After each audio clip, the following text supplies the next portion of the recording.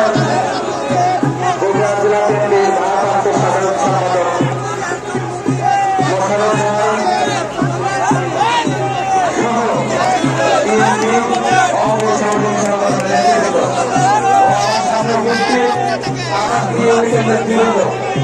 সবাইকে জানাই বগুড়া জেলা যুবদলের পক্ষ থেকে সংগ্রামী সালাম, আসসালামু আলাইকুম।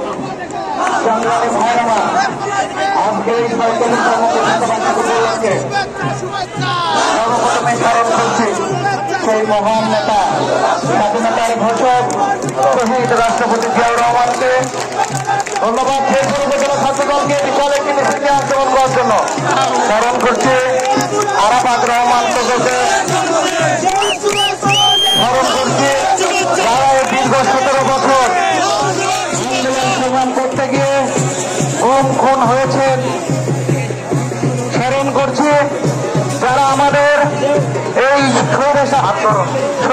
স্বৈর শাসকের নির্যাতিত হয়েছেন। স্মরণ করছি আমাদের মহান নেতা, আগামী রাষ্ট্রনায়ক জনাব তারেক রহমানকে।